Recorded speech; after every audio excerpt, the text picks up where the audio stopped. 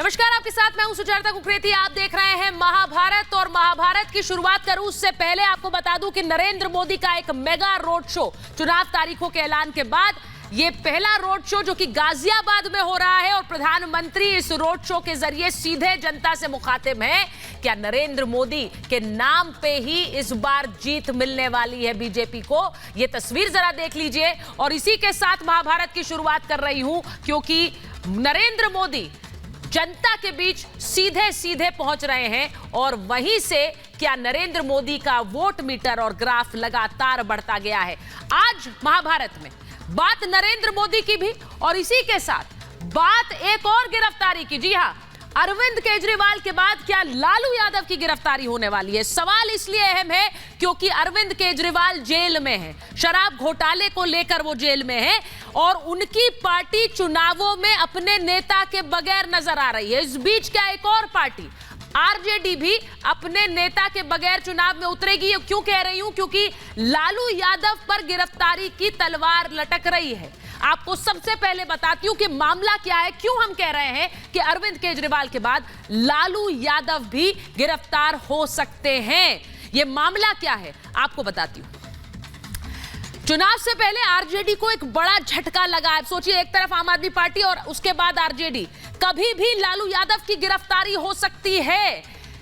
इस पूरे मामले में लालू यादव को अरेस्ट किया जा सकता है। उनके खिलाफ अरेस्ट वारंट जारी हो गया। जी हां, लालू यादव के खिलाफ यह अरेस्ट वारंट है और मध्य प्रदेश का जो एमपी एमएलए कोर्ट है उसने यह वारंट जारी किया है। मध्य प्रदेश से इस वारंट को जारी किया गया है।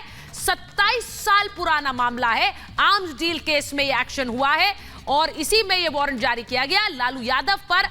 अब इस वक्त गिरफ्तारी की तलवार लटक रही है और मध्य प्रदेश से पुलिस बकायदा इस वारंट को लेकर बिहार भी जा रही है। फर्जी दस्तावेजों से हथियार खरीदने का यह मामला है और यह मामला अभी का नहीं है।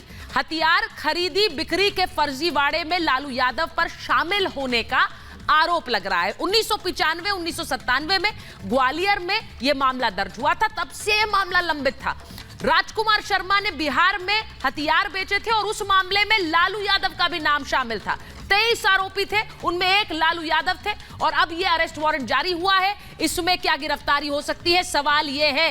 यानी आपराधिक मामला एक बार फिर लालू यादव पर। लेकिन सिर्फ आरजेडी के लिए मुश्किलें नहीं है। बिहार में अपराध कैसे एक बार फिर से चरम पर है, उसकी एक तस्वीर आपको, बिहार नहीं, माफ कीजिएगा, पश्चिम बंगाल में कैसे चरम पर है वो तस्वीर देख लीजिए। ये मिदनापुर में कैसे एनआईए की टीम पर पत्थरबाजी की। आपने याद है, आपको याद होगा शाहजहां शेख के मामले में किस तरह से ईडी के अफसरों पर हमला हुआ था। अब एनआईए की टीम पहुंची वहां पर कार्रवाई के लिए और वहां पत्थरबाजी टीम पर की गई है। वहां टीम को रोका गया है और ममता बनर्जी उनके समर्थन में खड़ी हो गई। वो कह रही हैं एनआईए की टीम क्यों पहुंची थी वहां पर इस तरह गिरफ्तारी करने या किसी तरह की कार्रवाई करने बिना बताए। तो ममता बनर्जी इन तस्वीरों के समर्थन में है। आज सवाल यह है कि अपराध का समर्थन क्यों किया जा रहा है? ममता बनर्जी क्यों पश्चिम बंगाल में लगातार अपराध का समर्थन कर रही? पहले ईडी की टीम पर हमला और उसके बाद अब एनआईए की टीम पर हमला हुआ है। ये मिदनापुर की तस्वीरें हैं।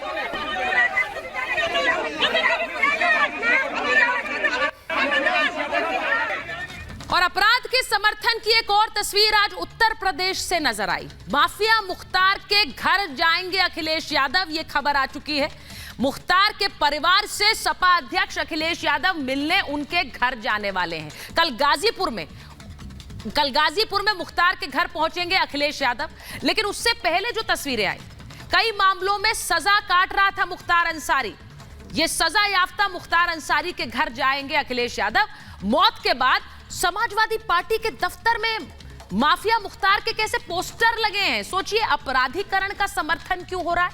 ईद ना मनाने के पोस्टर लगे, मौन रखने की अपील की गई है। इस पोस्टर में कहा गया आप ईद मत मनाइए, मौन रहिए क्योंकि मुख्तार अंसारी हमारे बीच नहीं रहे हैं। मुलायम सिंह यादव, अखिलेश यादव की तस्वीरें उस पोस्टर में लगाई गई हैं बाकायदा। और इस विवाद को जब ये बड़ा बना, क्योंकि ये तस्वीर की खबर सामने आई, तो उस पोस्टर को हटा भी दिया गया। पोस्टर को हटाया गया। मुख्तार के भाई, आपको पता है, अफजाल अंसारी समाजवादी पार्टी के टिकट पर चुनाव लड़ रहे हैं, तो समाजवादी पार्टी के मुखिया मुख्तार के घर जा रहे हैं। सवाल है, अपराध का समर्थन, अपराधियों को संरक्षण कौन दे रहा है? किसे अपराधी पसंद है? यह रिपोर्ट देखिए, फिर महाभारत।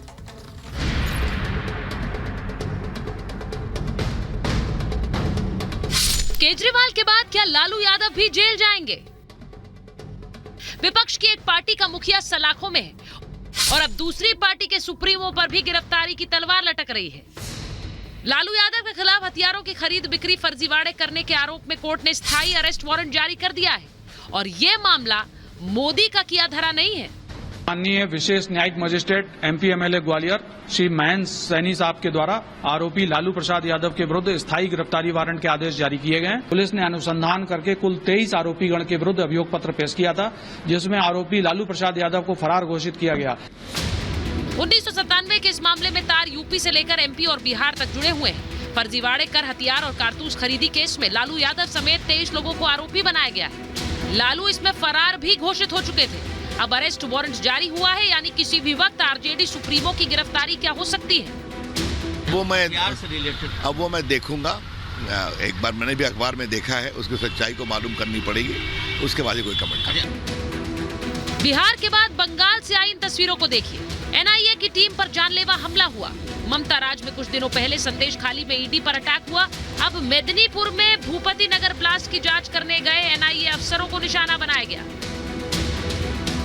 इसमें प्लानिंग है और मुझे लगता है कि होम मिनिस्ट्री को बहुत जबरदस्त इसके खिलाफ एक्शन लेना चाहिए, सेंट्रल एजेंसी को एक्शन लेना चाहिए, क्योंकि ये भारतवर्ष की सोवेनिटी पर हमला है। जिस प्रकार से संदेश खाली 1.0 हुआ, संदेश खाली 2.0 करवा कर एनआईए टीम के ऊपर सुनियोजित ढंग से, ऑर्केस्ट्रेटेड और स्पॉन्सर्ड तरीके से state sponsored, state patronise, state protected, state organised हमला करवाया जाता है।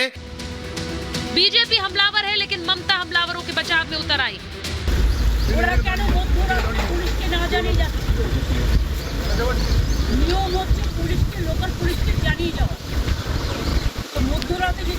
গ্রামের লোক দেখে হঠাৎ করে কিছু লোক আসছে পুলিশের ড্রেস পরে, তারা কি ममता हो, लालू या केजरीवाल, कोई अपराध में फंसा है तो कोई बचाने में जुटा है और सब एक दूसरे के बचाव के लिए मोदी के खिलाफ खड़े हो गए। विपक्ष जीत का दावा नहीं कर रहा है, बल्कि विपक्ष सिर्फ इसलिए चुनाव लड़ रहा है ताकि भाजपा की सीटें 370 से कम की जा सके और एनडीए की 400 से कम की जा सके, इसके लिए लड़ाई लड़ रहा है। दो लड़कों की जो फिल्म पिछली बार फ्लॉप हो चुकी है, उस दो लड़कों की फिल्म को इन लोगों ने फिर से रिलीज किया है। अरे काठ की हांडी को ये इंडी गठबंधन वाले कितनी बार चढ़ाएंगे? सपा की नजर मुस्लिम वोट बैंक पर है और उसके लिए वो भी क्या अपराध का सहारा ले रही है। अखिलेश यादव की पार्टी के दफ्तर पर पोस्टर लगे, मुख्तार के पोस्टर पर बवाल हो गया तो उन्हें हटाना पड़ा, मगर अखिलेश खुद उसके परिवार से मिलने जा रहे हैं। मुख्तार के भाई अफजाल सपा के टिकट से चुनाव भी लड़ रहे हैं। क्या वोटों के लिए अखिलेश यादव को माफिया से कोई दिक्कत नहीं है? प्रभु राम का नाम लेकर के जीवन यापन करते हैं, राम के बगैर कोई काम नहीं, लेकिन जब कोई सुरक्षा, समाज की सुरक्षा के लिए खतरा बनेगा तो उसका राम नाम सत्य भी तय है। योगी का एजेंडा क्लियर है, यूपी में अपराधी माफिया खत्म करके रहेंगे, लेकिन क्या वोट बैंक की सियासत के लिए विपक्ष अपराध और अपराधी दोनों का समर्थन करेगा? Bureau report, Republic Bharat.